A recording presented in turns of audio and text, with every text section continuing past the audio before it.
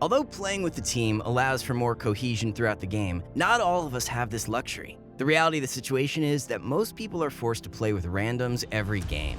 Because of this, we often meet throwers, or people who don't care about the game become fairly common and tend to hold people back from unlocking their full potential. Aside from causing them to lose that game, this could cause the respective player to tilt and lose more afterwards. Because of this, and many other reasons, we decided to create a list regarding the top tips to climb as a solo player. Hey everyone, my name is Dan, and today we will be going over the top 4 things that could help you perform better through solo queue. Because the tips in this video are so different to each other, we recommend sticking around until the end. Choose what tips you feel will help you best and implement them into your gameplay today in order to see improvements in your performance and rank. Without further ado, let's get into our customary question of the day. Today's question is surely one that seems to have a surprisingly divided answer among the Valorant community.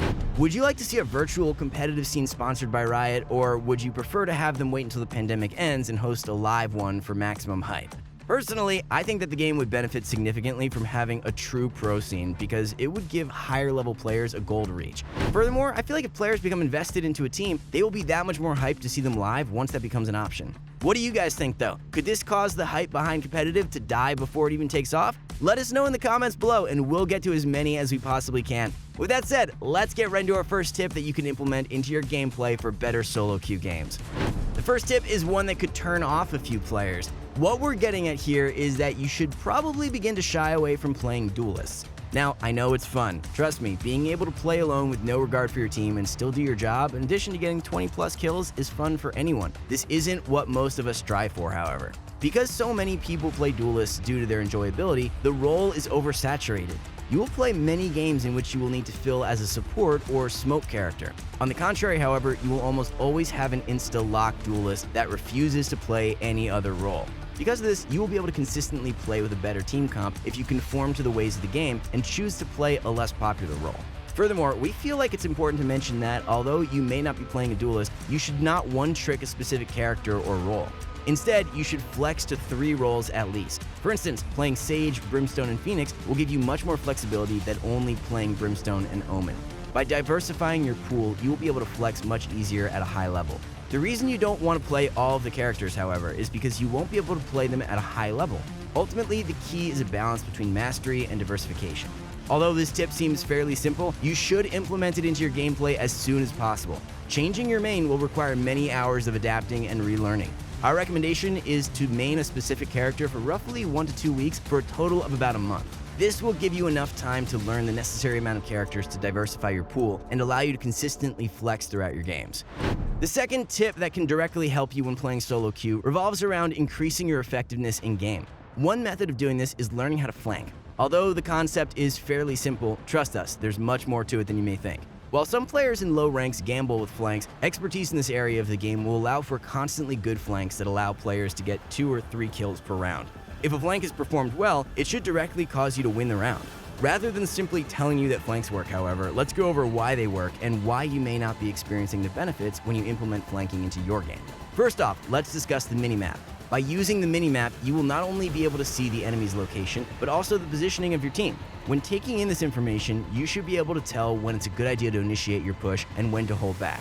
Firstly, if your team is pushing, you should not also push. This is because the enemy will likely use their abilities to take your site, giving your teammates time to initiate a solid flank as long as you're still holding strong.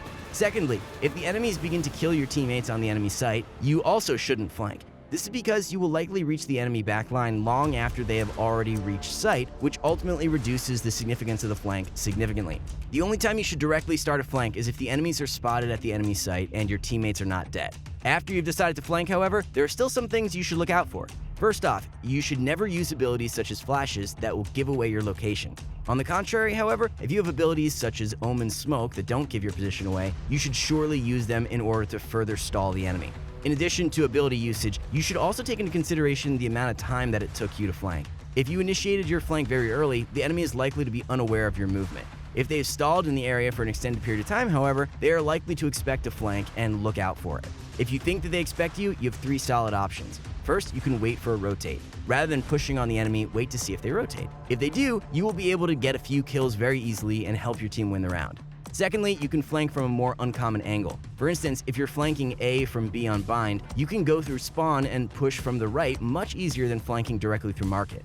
Lastly, you can give up your flank. If you do this, you should tell your team that you're backing back up to site so they don't try to play off of your push. Playing default, although not always the strongest option, is always safe. It's never a bad play, so to speak, so pushing back to your original position is always a better play than initiating a push that you're not confident will work. Moving on from flanking, one major tip that can help you in solo queue, in addition to when you're playing with a team, is learning how to hold various angles on defense. Although this is somewhat obvious, you would be surprised how many people perform the same plays over and over and expect the enemy to not expect their plays as the game progresses. Furthermore, when we say that it's a good idea to change your angle, we don't only mean to hold 3 or 4 different angles on site. What we're talking about is holding in areas that allow you to push in addition to areas that allow you to take advantage of enemy pushes. For instance, if you're the dedicated player holding B on split, you have several options. While you can hold backside in addition to onsite in order to take advantage of the enemy push, you can also push up into B main very early in order to see the enemy push.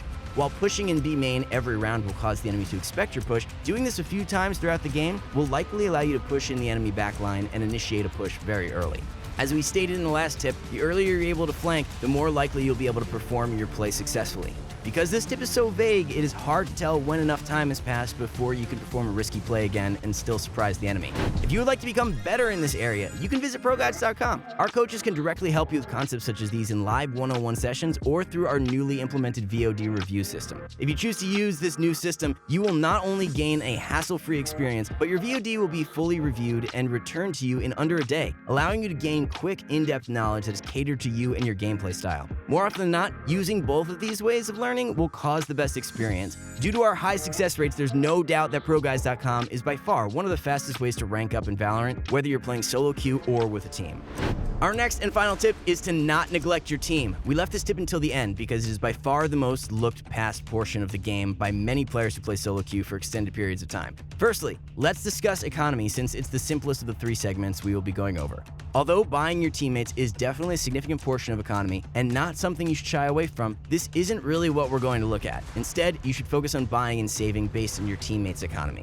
For instance, if you're able to purchase a rifle and full armor while your team is forced to save, you should likely play with your team and save. Perhaps this will allow you to buy an operator for yourself or an ally in the next round in order to gain the highest chance of winning. Furthermore, if you have chosen to save on a round such as second while your team bought specifically in order to buy an operator, you should first consider the situation that your team is in. For instance, if you lose second round after winning first, you will still be able to buy an operator third round if you wish. If one of your teammates has to save, however, this is no longer worth the investment. Instead, it will be much more beneficial for you to purchase a rifle for your teammate in order for your whole team to have a weapon once the round starts. Secondly, aside from economy, you should learn how to flex. This directly plays into the first tip that we presented. If one of your teammates directly tells you that they can't play a specific role, trust them. You don't want them to play something they're not comfortable with and throw the game if you're able to play that role at a high level. The last portion of this tip is enabling your teammates. What we mean by this is playing your role the way it's meant to be played. For instance, if you're playing a smoke-based character and you're needed for pushes, don't flank. If you do this, your team will be forced to play without a smoke, which will very likely end in a round loss only due to your play.